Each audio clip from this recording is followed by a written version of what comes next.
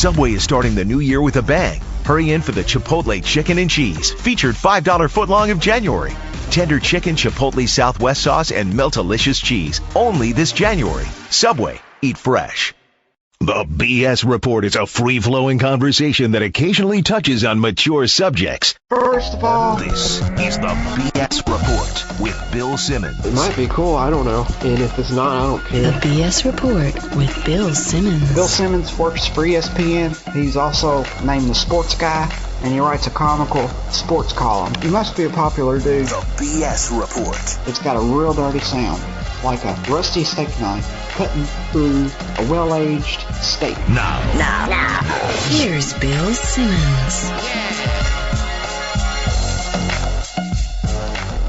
Welcome to the BS Report. This is part 2 of a prolonged conversation with Flea from the Red Hot Chili Peppers. If you missed part 1, check it out on ESPN.com's Pod Center or iTunes. Here is part 2. What do you think's the best number of fans in your ideal concert where you could be like, I'm going to connect with this group of people the best possible way? It doesn't really matter to me. Really? You know, because we played little clubs where it was incredible, and we played like 3-4 months ago. We played this show in Buenos Aires in Argentina, and it was a big stadium. It was like 60,000 people, and it was one of the greatest crowds I've ever seen. I'm talking about 60,000 people going bananas the entire time, like up, standing up, jumping, waving, crying. Yeah. You know what I mean? Like losing their minds the entire time. And it's like, this is unbelievable. And it felt connected to every one of them. It's like, because it's weird when it's just kind of you're removed and it's just kind of heads and bodies and you can't, here's our hit, you know. That thing like probably like really freaked Kurt Cobain out, or anyone who has a hard time with that. Well, it must be fun for you guys to have concerts because you have so many songs at this point that people, most bands will have there's 7 or 8 songs that people are really there to see. Yeah. You guys have like 25. Yeah, no, it's and great. You can crank any of them out and people are going to be like, It's great when you've been around and you can have a big catalog like that. And I that's why I think of a band like the Stones. Imagine how it is for them. And it's not just the history. It's not even just the hits. It's the people go crazy for the weird album cuts that they love that they never get to hear. Right. The obscure song off Exile on Main Street that you've never heard. Yeah, what I mean? That you never heard live. You guys you guys have played Wembley. I mean, you played every conceivable stadium you could ever have played, right? I don't think we ever played Wembley Stadium, but actually this summer... No, you did. We played Wembley Arena. In England, right? Well, they have Wembley Arena and Wembley Stadium. Oh, I thought you played Wembley Stadium. We actually did play the stadium once for like a environmental consciousness, like a Farm Aid or one of those things. But we're playing kind of the holy grail of English stadiums. Only a few bands have ever played this summer. Nebworth. That's a big one. That's like the mighty, like only Zeppelin gets to rock Nebworth gig. Yeah. Nice. I think like only it's like Zeppelin and like Queen or let's say like it never gets played, so it's a good one. And you guys have been to every part of the world at this point. I'm guessing. A lot of places. Well, we've been to all like the regular places. Japan and Australia and Europe and South America and Canada But there's a lot of places we haven't been that we're going on this tour purposely that we've never been. Like we're going around, Kiev and Lithuania and Turkey and, Moscow and St. Petersburg and just Africa, Nigeria. There's places we've never been that are kind of off the normal touring schedules. And you guys always make time to kind of walk around and take in the sights, or when we have time. We don't often have time. Yeah, sometimes you're in and out in one day. In and out, yeah, because we got to, get sleep and get on a plane, because usually we travel every day.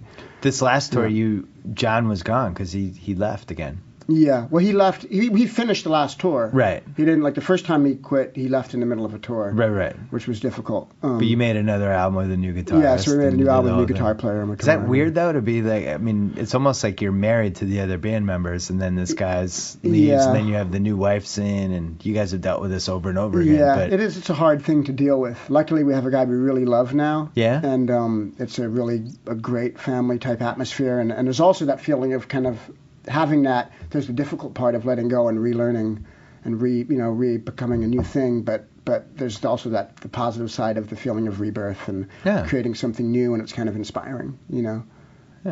How long do you think it goes? Now? How many more years? I don't know. I mean, I feel more excited about it and more capable of doing it now than ever. Who retires first, you or Kobe? Probably Kobe. Well, that's the thing as a musician. I don't know. I don't think we're ever getting rid of Kobe. Yeah. Well, He'd be 46 and still playing. Like Kareem. I don't think. I mean, come on, Kareem, man, 43. That last year was tough, though. He was all right. You know what's funny though? He was on. The last year was great because he's anyone else in bald sports ever done the farewell tour? I know. Well, that's when They you know you should wheeled out go. like in Milwaukee. They bought a Harley. Cheer. It was the greatest Dr. thing J ever. did it. He stole that from Dr. J. Oh, did though. Dr. J do that? He was bald. He couldn't move anymore. He was great. You know, he was on the stuff though that people do now. Like he was doing yoga. Like I think most of his career, and people are like, "What the hell is he doing?" Kareem is doing this yoga. What a weirdo. Yeah, and he was like eating healthy, and look at this Kareem. He's eating healthy. Yeah. Like he doesn't eat cheeseburgers. Well, he says that the two things that gave him the longevity were the yoga, and the other thing he places equal importance on was learning to sleep. He trained himself to be able to sleep anywhere. That's like a new any plane, anything. He went to sleep. That's a new thing. These guys, they have like nap specialists they consult with. I want to learn teams. that. Where's the That'd specialist? be good for the concert. I concerts. need that. If I could sleep on a plane, I'd be a lot healthier. They have the Celtics last year. It was a big story back in Boston. Mm-hmm. Doc Rivers hired this guy, and the guy was like, "These morning shoot-arounds you have are the dumbest things you could possibly do because a lot of times you guys are flying in late." And then these guys are sleeping for 5 hours. You're dragging them to the arena to shoot whatever. And this is like, why are you doing this? And he was like, yeah, you're right. Who was it that introduced the morning shoot around and it became a... Bill Sharman. I think it was. Yeah. Bill Celtic Laker, one of the rare Celtic Laker combo guys. Yeah. Played for the Celtics, coached the Lakers. So, so do you think that Johnny Most is better than Chick Hearn? That's a tough one. See, as a Celtics fan, I'm supposed to say Johnny Most is better. Yeah. But Chick Hearn was probably better. Like, if you listen to tapes of both of them, that might be your one win. I might give you Chick Hearn over Johnny Most was such a homer, it was unbelievable. But he Chick fit was in a homer, too. He would criticize the Lakers, but he was a homer. Right, but Johnny Most was a homer of a whole other level. Like he was like Al Jazeera, covering. He did have, he had Havlicek stole the ball. He was great, but the Johnny Most I grew up with was well past the Havlicek stole the ball guy. He was just this chain smoking, crazy, pro Boston lunatic. Yeah, well that's my favorite kind of guy. Yeah. I mean, I prefer them to love the Lakers. You must have league pass, right? Oh yeah. You'll hear that on some of these teams. They're such homers, like the teams, be some random Atlanta Hawks game, and the guys, they're rooting for the team. Right. They're so terrible now, the way they do it. Like the thing in Miami, and where else do they do it? In the guys, the cheerleader announcer guys in the stadium, and all the extra stuff besides basketball. Like the Lakers kind of like started all this weirdness by having Laker girls. But I go to a game, I go to other arenas, and it's like I went to Cleveland when LeBron was still there. Like I inducted Metallica into the Hall of Fame and met Danny Ferry, which is so funny because I actually made it into the sports section once in the 80s for heckling Danny Ferry at a preseason game after he wouldn't sign with the Clippers. Yeah, I remember that. Like Europe or something. Yeah. And a friend and I, we went to a preseason game, and we were like, with preseason so we could get down to the court. This is in the 80s. And we're screaming, "You suck! You're terrible! You could have been a Clipper! Just the worst insults we could think of." And then the next day in the sports section, it was like, Danny Ferry visibly bothered by two hecklers at the... Nice! Yeah, it was great. One of the great moments. Did you remind him of that moment or no? I didn't, no, because he gave me courtside to Cleveland. There you go. And now he's finding out on the podcast. Yeah. Those two guys, they ruined my career. Those bastards. But I mean, being at the Cleveland game it was ridiculous. I know. Every time out there, running around, these guys, the big smiles, shooting the T-shirts and all this stuff. It's like, what? You know why they do it, though? I realize this because I've been taking my daughter a lot to the Clippers. Yeah. She loves that stuff. She likes the T-shirt cannon. She Kids likes when the dancers come out. She loves the kiss cam. Right. All the stuff that I've always... I kind of like kiss cam. Kiss cam's the one thing. Would you watch it if it was a show? I think I would DVR it. Or kiss cam. I would just put 18,000 people in a stadium, and it would just be the show, kiss cam. Yeah, it had to be better than some of the crap they put on. Somehow they get me. Or their favorite. How about when the cheerleaders come to speak about my favorite movie, their favorite book, and all that stuff. Well, I don't know. Were you there for the preseason? Their favorite food is always chicken. Oh yeah. Their favorite food is chicken. Oh, they always say how that. I love to eat, and it's like, no, you don't. You weigh 90 pounds. Yeah, they're kids though. But the preseason Clippers-Laker game, they had this yeah. cheerleader. It was right after the Kobe divorce announcement. It was literally like the next day. Right. And they had this cheerleader on, and it was the first time they'd done it. And she's going through all things. I like, whatever food, and goes through, and then she's like, my favorite player is Kobe Bryant. I just think he works hard. You could hear people laughing, and they're like, oh, this is bad. They should have cut this out. Yeah, well, Kobe seems fine. I think it gave him a little edge. Yeah, well, I think that he always, when he was going through the sexual assault trial, he played great through that. I think it's almost like when there's something that's really difficult, and it's just like your work is really your sanctuary, and you have that gift of someone like him to like lock out and focus completely on work. Whereas some athletes, like you can see, they're really troubled, and I don't even know what it is. I remember during my sexual assault trial, I was very focused that year. Yeah. I'm kidding. No, I agree with you. I think he has a way of he can block out whatever weird stuff in his life is going on, and he zooms in on the basketball. Right. So how about what's up with Paul Pierce, man? That guy infuriates me. When he came out. The wheelchair thing? Oh, well, the wheelchair. I always hear this from the Laker fans. Well, the wheelchair thing was silly, and I don't know what the hell what a weird ploy that was. Some weird Celtic leprechaun. But it was a mistake. It was an error in judgment. But the thing that really pissed me off is when he came out, and they broadcast this on the Jumbotron, and what's it called? It's not the Garden anymore, the TD Bankworth, whatever it is. I don't even know. Yeah, they had something sponsored. Okay, do you have a piece? Do they sell pieces of the Garden floor? I have a brick. Because I got a piece of the Forum. Yeah. Okay, but when they when he came out and he said that Laker fans in LA didn't know about basketball, they didn't understand basketball, and that like Celtic fans do. And that really didn't go over well. I really think of Paul Pierce as a Benedict Arnold. The guy grew up next to the Forum in Inglewood. He was in Inglewood. And for him to come out and say that like that, I'm always looking for fuel to hate the. Well, can you imagine that though? Like, think about you lived in L.A. 1972. You said moved here when I was 11 in 72. All right, so let's say in 1989, the Red Hot Chili Peppers are just this minor league band. You get drafted into the majors of music. But it's like some Boston band. You drafted into like like if I got put in a cross between Aerosmith and Dropkick Murphys, and now you're based in Boston, and you're this part of this. Would you even want that? I guess Pierce doesn't have a choice. I can't imagine that, and I don't know Boston well enough to know if I would like living there or not. Oh, you'd fit in Boston, trust me. Oh, really? Yeah. Kind of cold. In fact, you'd fit in. It's your kind of city. One time. It's your kind of city. You'd like it. Yeah. It's people who are very they speak their mind. Right. They're a little goofy. I like the right in your wheelhouse. At all the colleges and stuff. I think the reason you fit in so well in LA is because you're kind of an atypical celebrity. Yeah, you're a little off the beat. I don't really embrace the celebrity lifestyle very much. They show you in the Jumbotron, you get the loudest ovation other than Jack. Because they know I love the Lakers. Yeah. Because I used to write I used to write the blog for the. Well, I'm psyched at the game. You are. You do look like you're psyched. Well, I really love basketball. So when you're on the road, are you you're hooked up with League Pass? And well, all I used stuff? to before they had that. It was call my girlfriend at 4:00 in the morning from wherever Dusseldorf or something, and put the phone next to the TV, and before the internet, and I would listen to the whole game on the phone, and then charge that phone call to you. Then pay it. Yeah, and that was Oh no. Yeah, because now it's the great thing about basketball now, and just where sports is going. But I think basketball has embraced this the best is the broadband package, and I'm going away this weekend. Sports, but I'm going away this weekend. I can on my iPad, my iPhone, or my computer. I can watch whatever game I want, or I can watch they have the file afterwards, like the replay, and you can just watch the whole game from scratch, and it's pretty amazing. Yeah, no, it's amazing. Never thought we would reach this day. I love that. That's Jetsons stuff. I remember I was at a ski trip in '95 in Vermont, and we're at this girl's house, and they had one of those satellites that nobody had back then, and there was some Timberwolves game on, and we're all it was like, is that Timberwolves Kings that's on television? How do they get that? And now just we get anything you want. Well, also now when you travel internationally, basketball is just on a lot. They play it Canal Plus will have. Especially, it seems like it's more popular. A big game. Yeah, no, it's getting really popular. Yeah. So predictions for this season, playoffs. You're sticking with your boys? I can't be objective about it. Yeah, I think my boys are going all the way.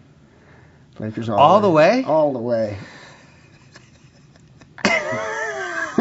I can't be objective about this. I can't wait till we're in this Clippers jersey in 4 months when we're doing the repeat podcast of this. So So what Laker do you hate the most? Kareem is the one you hate the most. What would pain you the most? So Kobe's a close second. Our bet is not, just so people know, this is not a Lakers Celtics. No, it's a bet. Lakers Clippers, because the Lakers are going to finish with a better record than the Celtics. Okay, and just to clear it up, is it who has the best record at the end of the regular season, or who goes further in the playoffs? It was a who wins the Pacific Division bet. Okay, yeah, okay. I think you actually might go further in the playoffs unless the Clippers change their coach. Yeah, we'll have a better record at the end of the year. I mean, it's already. I don't even think that now that the Lakers are on top of them in the standings, and we'll probably go up further tonight when they beat Utah tonight, and the Clippers lose to Miami tonight, and we'll be. The Clippers will beat Miami tonight. You can lock that in. You think so? Because we're taping this. People listen to this tomorrow. They're going to be laughing. On the road, is Miami on the second? I actually think the Clippers are going to be a good home team this year. I think they're one of those teams that feeds off the home crowd and the energy and the stuff like that. I don't know. I mean, you guys don't feed off anything because you're so slow. It doesn't matter.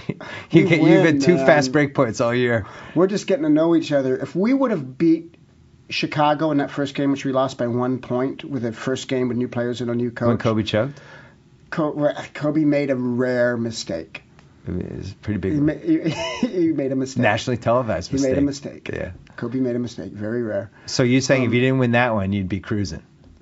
If you didn't lose that one. I think if we would have won that one, we would have won the next night against Sacto, which we lost. What do you think of this nickname for the Lakers? Because in the old days you were Showtime. Yeah. Now it's Slow Time. It's so slow. Everyone's just you dribble down and then somebody posts up. It's Slow Time. No, I don't like it. You don't like Slow Time? I don't. You get like jerseys of the Slow Time Lakers? No, I don't like that at all. I think that the Lakers are champions. All right. And you can't underestimate the greatness of Kobe Bryant and his will. We would have won. His will is mighty. We would have won in 2009 and 2010 if KG hadn't gotten hurt. I hope you fall asleep at night remembering that. Was KG hurt in 2010? In 2009, you beat Orlando because KG got hurt. Yeah, when you beat us, we didn't have Trevor Ariza, and we had like a quarter of a Bynum. 2010, we had KG on one leg, then we lose Perkins the last 2 games. Okay, we had Bynum on one leg for both of them. Bynum's always on one leg. Yeah, but not now. He spent his whole career on one leg. We had one leg, and we didn't have Trevor Ariza, our starting small forward, our best perimeter because defender. You let him go. No, because he let was him leave. injured in the one before when you guys beat us. Oh, in 08? Yeah. Oh, you guys weren't winning in 08. No, we were winning. We were better than 08. We didn't have Trevor Ariza. Stop it. And everyone always talks about the game where the Lakers got blown out in Game 6 and we lost. Game 6 we lost in Boston. When the whole team folded?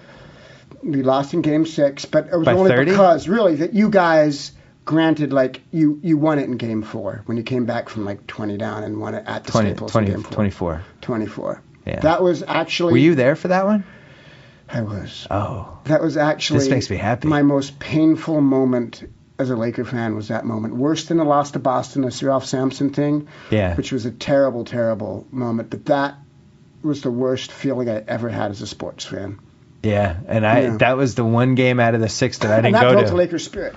It did, and it should have. And it was, the similar game was the Game 4 87 finals, the Junior Skyhook, which did not end the series, but it basically did. We weren't coming back. Yeah, you can't we weren't coming back from from it. Like when they beat us in, it was just...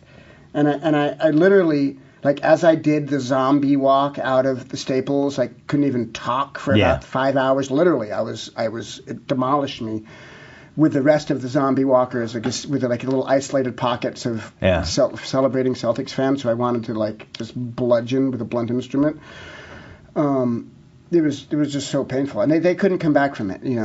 L.A., which gets a rap. When we won in Game 7. Sorry to interrupt you, but... No, I knew you were going there. That's why I tried to interrupt you before you interrupted me. So great. The joy, the jubilance. LA gets a rap for being too soft as a sports city, which I agree with most of the time. But there's a real edge to some of those. If it's the real Laker fans, right? Well, the thing there's a real edge sometimes. Well, the rap is wrong because LA is a great sports city, and it's not. I don't know if I go LA, great. It's all the transplants that are here is the problem. Because everybody comes because of show business comes to LA or for whatever, and they come. We have so many they move here because of the sunny weather. But kids that grew up in LA and all like the working class people of LA are great as fans as anyone in the world and as knowledgeable. And that's why I feel bad for the Dodger fans, because I actually think they have good fans. No, they have great fans. And they got screwed by this owner. They have great fans, and I love the Dodgers. Yeah. And I'm not, it's not like Lakers for me. Like basketball is my thing. Yeah. But the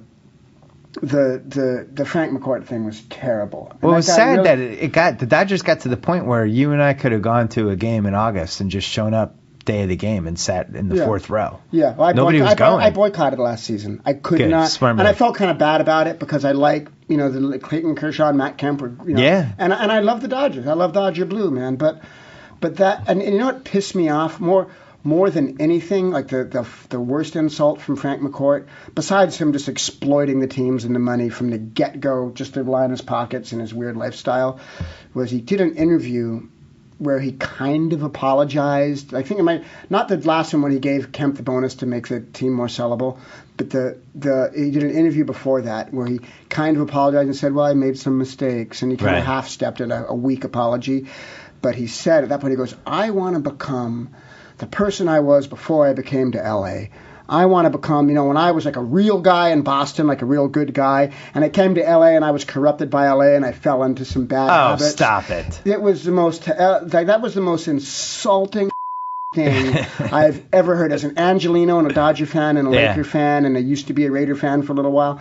Like, it was the worst insult, man. And that guy, I hate to see the back of him. I really hope he leaves town. Yeah, it didn't work out. Yeah. And again, thank God he didn't buy the Red Sox.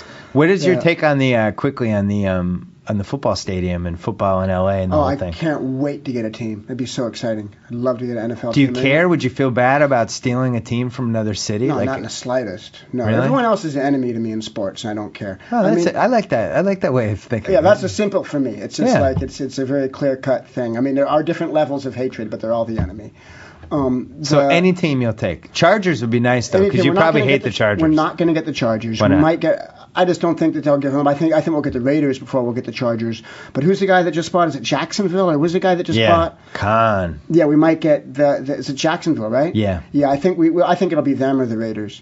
I was kind of hoping for when they were talking Vikings. I don't think it'll ever happen, but just because they're purple and gold. I didn't want the Vikings was the one that I really didn't want because I like the Minnesota Vikings as a franchise. Yeah, no, and I too. think they have good fans. Me and it's too. just like that would have sucked. Actually, you know what? I would feel a little bit. Also, they've never won a Super Bowl. They've had probably more of a tortured history than anybody, and then they're going to lose their team. Like that would have been. Even you can't support that. Yeah, no, I could because I'd be so excited to have a team. I'd be the first one with the shirt on and at the stadium.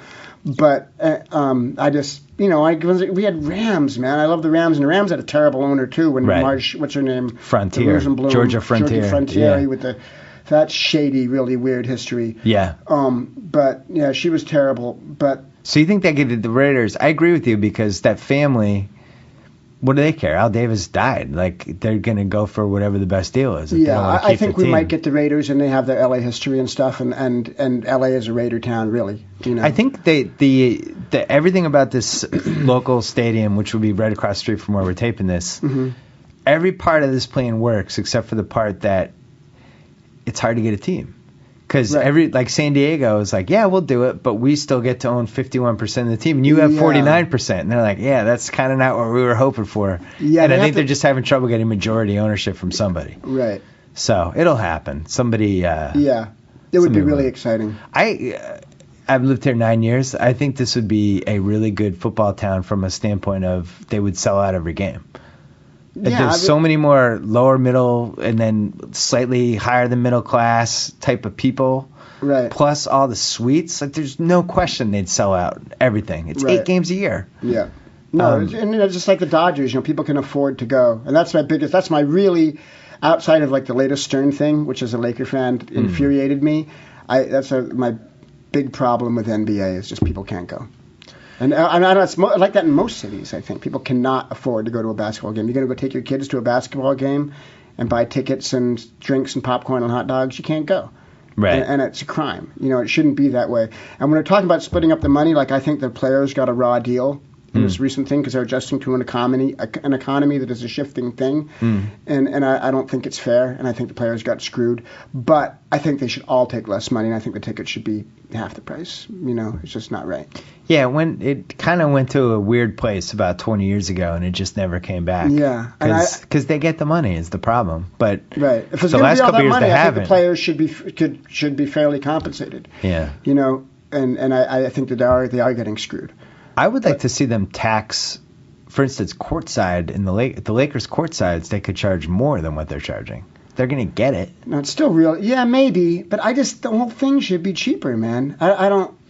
I agree with you. I don't know. I mean, that's, taxing. I don't know about that. But I just, the regular much more guy should be able to go expensive. get decent middle-of-the-road seats. A guy who works like 9 to 5 and has a regular job and makes however much a year, should be able to go and take his kids to the game. You feel that way about the music industry? Yeah, I do. And I don't know, like, I know like with our band, we don't charge the cheapest seats. We always try to go mid of what the market price is. Not the highest, not the lowest, but just the mid thing. But yeah, I do. Do you feel like the music industry is facing a lot of the same problems that the sports industry has in terms of tickets and rising prices, all that stuff? Yeah. Well, I mean, everything's changing with the music industry, and because the record companies are done. Yeah. Like the big record companies, they can't make the money that they used to make, and I don't know. I think like no one has any idea where it's going with the music industry. It's in this weird state of flux. We had on the BS Report 2 months ago, we had the guy who runs Ticketmaster, and he was saying the parallels are just right down to the T. Like it's the same exact problems, dynamic pricing, like all these different issues. I think it's in a way with the music industry, it's kind of cool in the fact that without having the big corporate support, without bands or any artists having this giant corporate support from these, megalomaniacal Tough record word. companies. Yeah, I can't say that one either. Megalomaniacal. I can't say that one either. Yeah, but these giant, corporations, even though it exists, but much smaller. There's like a few pop stars they can push like that. Yeah. But it kind of come down to who can get up on a stage and rock the people, who can really play and do it and entertain. Well, that's good for you guys. Yeah, it's good for people who can be entertainers and who can really get up and touch people's hearts purely by what they do, and not without this giant corporate. But it seems like to make the kind of money that bands used to make, you're gonna have to be on tour constantly, and then you don't have time to write. Yeah, you can't even a band like us. Like we're lucky. Like we're one of the few bands in the world who can fill up arenas all over the world. I mean, we can do it, and we're one of the very few. But even us as like this big rock band, we can't sell records anymore. I mean, if you sell a third of what you sold when you sold 10 million, if you sell 3 million, that's considered a massive success. That's like 3 million is the new 10 million. Like what? Californication sold like I think 15 million copies, something like that. Something like that. You worldwide. caught that right near the end of before the internet took over. Yeah, right at the end. We kind of came in on the end of the giant rock star thing. Like we became big at the end of that whole thing. I gotta say, I was kind of amazed that I think that's your best album. I mean, I'm sure everybody has different opinions, but I thought that was your best one. It was certainly your most successful. Mm-hmm. And it came at a pretty late part of your career, which is rare. Like if it was baseball, we would have been like, these guys are on HGH. What's going on here? They're cheating. How do they have 49 homers right now? Yeah. But for the most part, bands usually have that album in the first half of their career. That was for you guys. It was second, third. Yeah. Well, we started in '83, and that record was '99. Yeah. I think it's. You can't really control those kind of things. We had a lot of excitement. John came back, and we had nearly fallen apart. We had a feeling of rejuvenation and rebirth, and John's an absolutely incredible musician, and we were all on the same page, and all one for all for one thing going. And you kind of saved his life too by bringing him back, right? Where we all saved each other's lives. You know, I mean, we're just one of the those are the kind of things you can't really control. Yeah.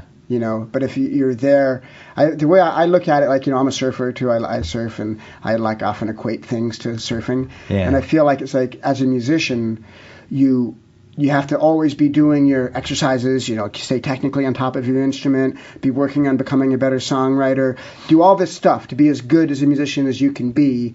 So when those things that you can't control come along, when there's a big wave to come along to ride, you're ready to ride it. It's like as a surfer, when there's no waves, you got to be out paddling. Yeah. You got to be keeping yourself strong. So when there's a swell coming. But if you're not the guy that was paddling your ass off when there were no waves, you're not ready to ride the swell. Right. So that's kind of, I think, with anything, like you have to stay on top of your craft and keep yourself sharp. And so when the cosmic meatball hits, you're ready to party. So what position is a bassist in basketball? That's always different. What player are you, like James Harden? No, I'm. You like a small forward who you shut down people on D. You don't need a ton of touches, but you can take over a game every once in a while. I like to think of myself as kind of a Michael Cooper, a Steve Nash kind of guy. Steve Nash, interesting. Yeah. Point guard. Yeah, point guard that takes a different approach. Who's supportive, but also. All about W's. You're not looking at your stats at the end of the day. Not looking at the stats. See, well, that's not exactly true. I'm so you look at the stats. I'm as vain and egotistical as the next guy, but when it comes so maybe down you're James to Worthy. It, like I feel like it's a supporting role, but I do come to the front a lot.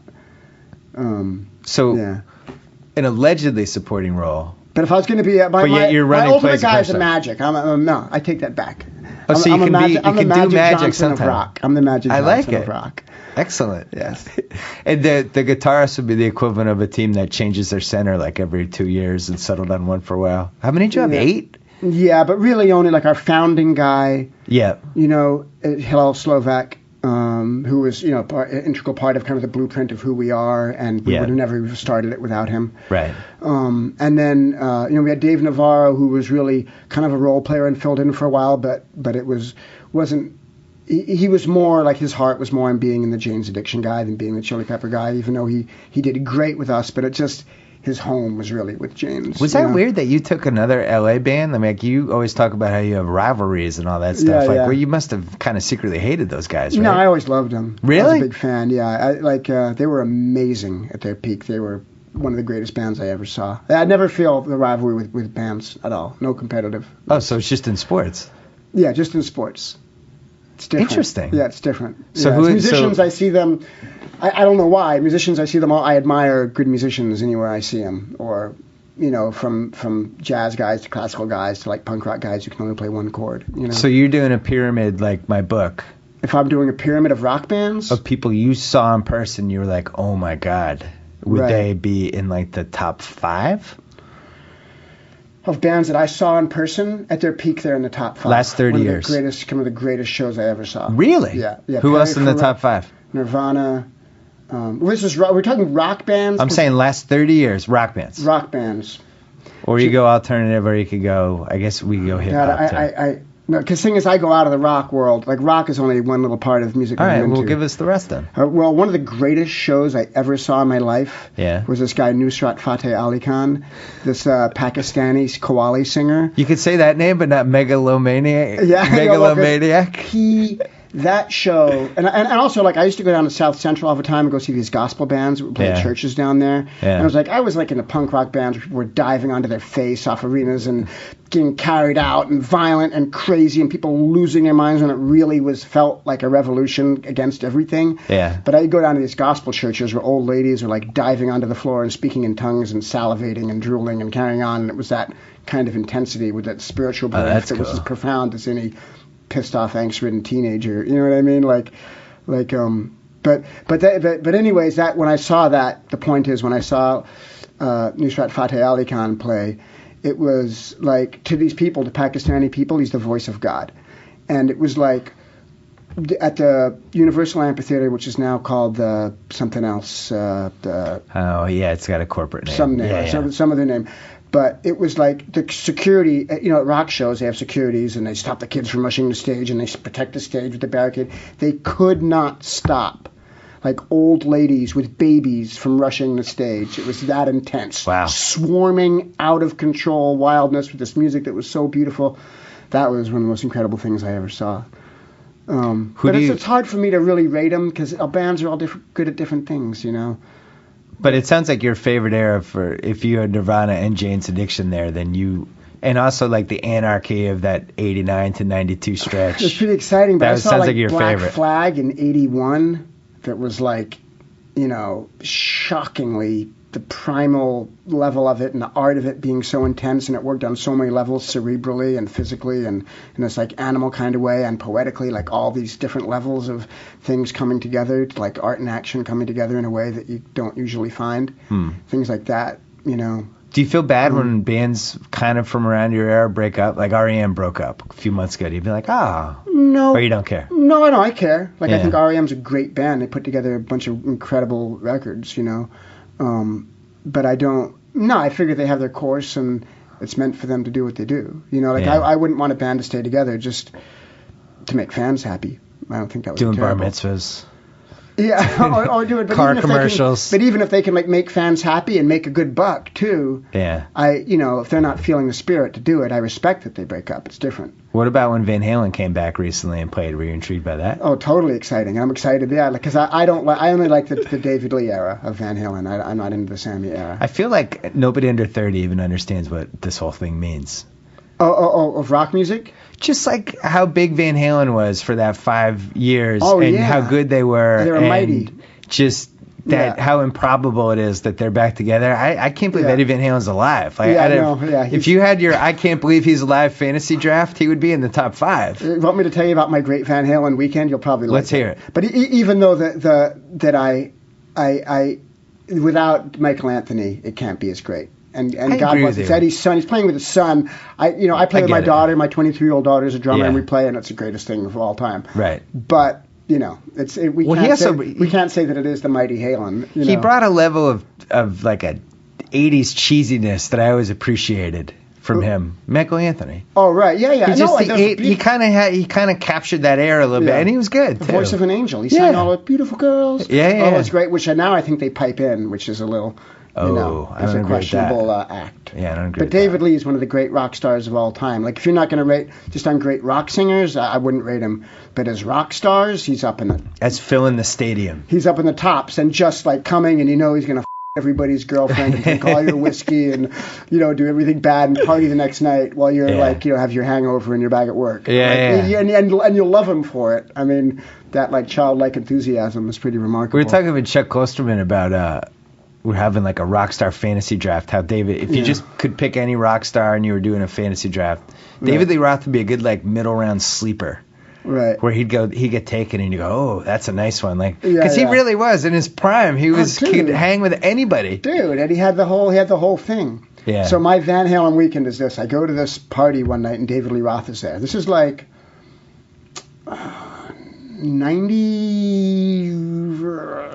92 or something. All right, so he's long gone from Van Halen. He's gone from Van Halen. And I go to some club or something and he's there. And I'm like, wow, it's David Lee, it's Simon Dave, Yeah.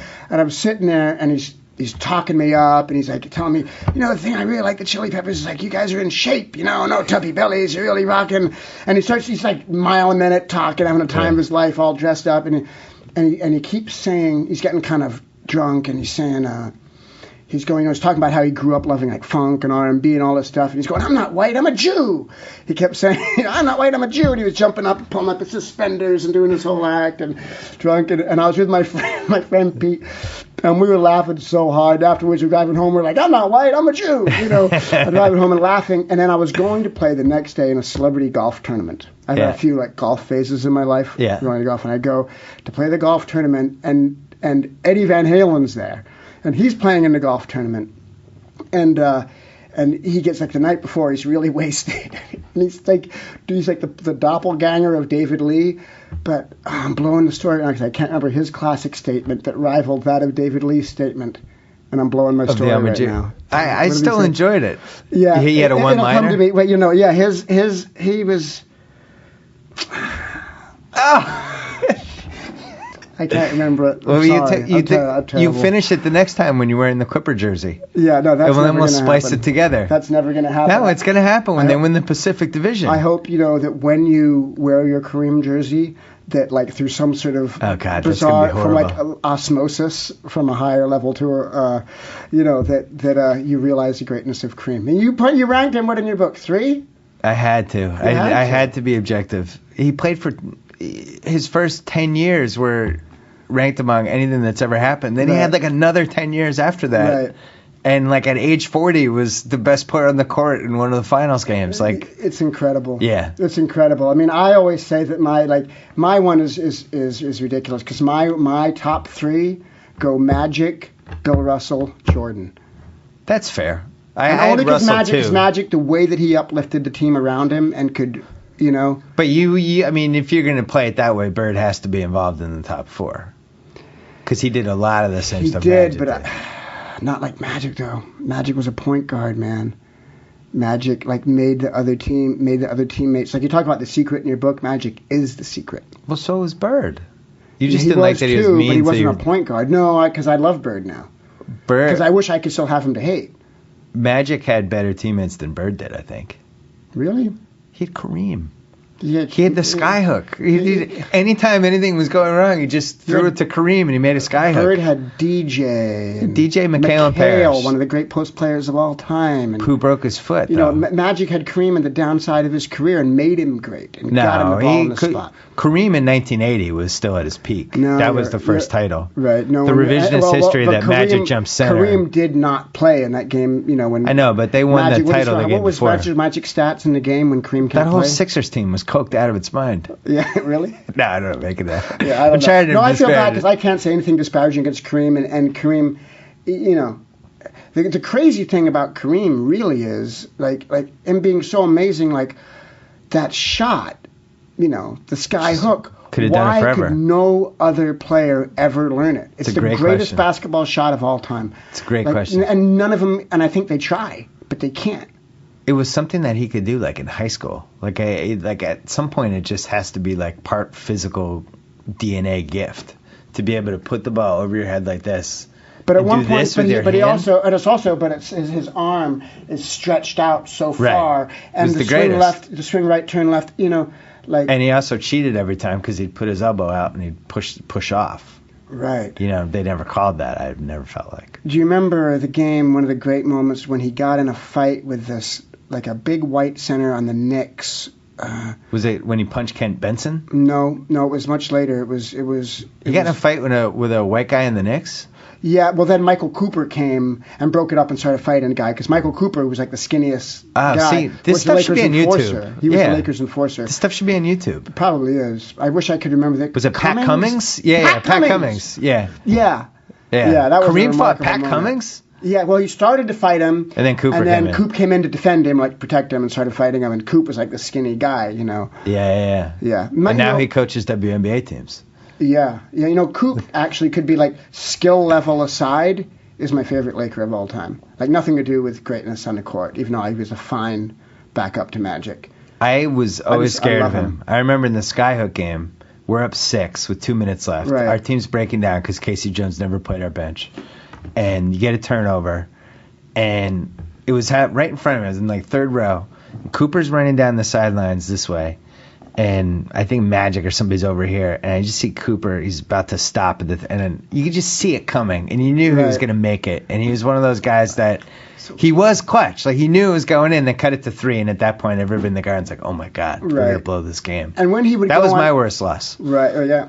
That's great. I remember I was on tour, like in a Motel 6, watching that game, just going out of my mind. I'm on I'll TV never at the end of that forget game. it. Really? Yeah, because of our seats. They came in out of the tunnel, and you Right. could see us. I'm wearing like a blue polo, and the Lakers are running through like this, and you could see this 17-year-old me just like ready to cry. Right. Just like, what happened? Can somebody peel me out of here? It's so great and emotional, that stuff. Well, that was probably you remember you- it for the rest of your life. Oh, yeah. You know.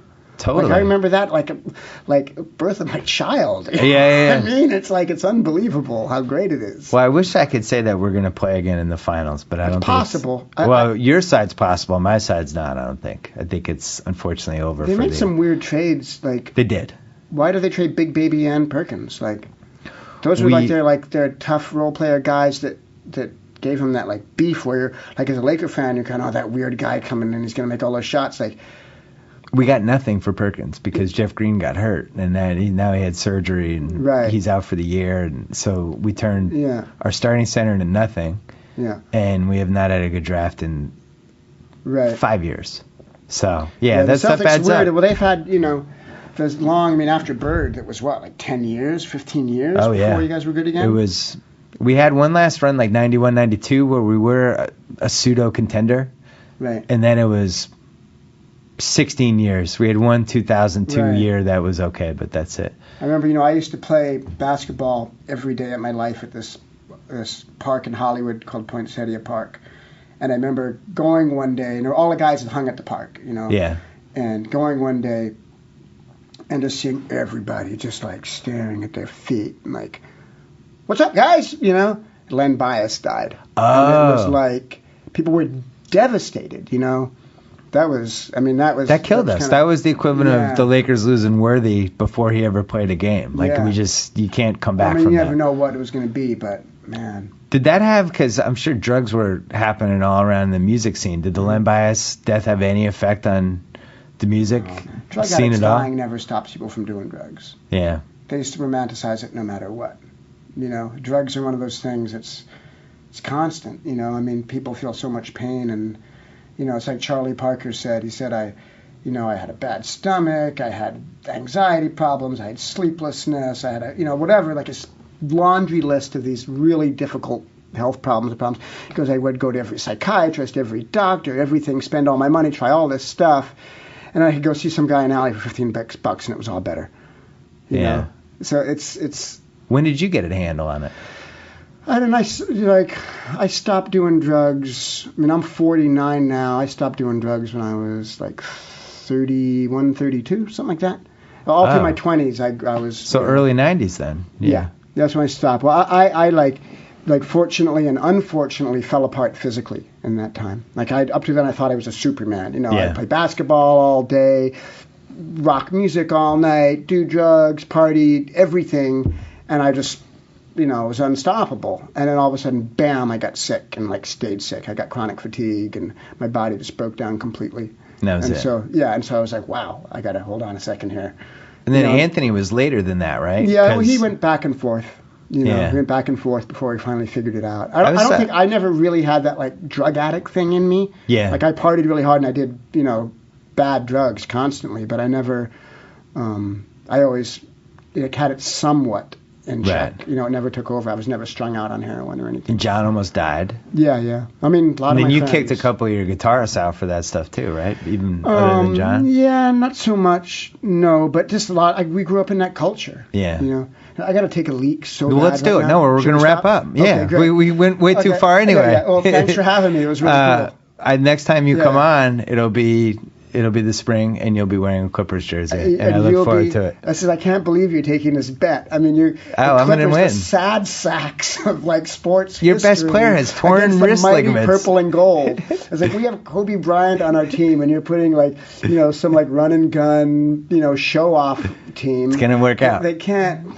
It's going to work out. I'm already thinking about what jersey you're going to wear. They can't dedicate themselves to something that they know is unstable and they're going to leave. Who's your least favorite Clipper, just out of curiosity? I don't know. I don't care about the Clippers. I don't hate any of them. I like those guys. Maybe I'll get you a customized Clipper jersey that says Flea on the back. That would be the worst, actually. Thanks for coming on. We appreciate it. Okay, yeah, thanks for having me, man.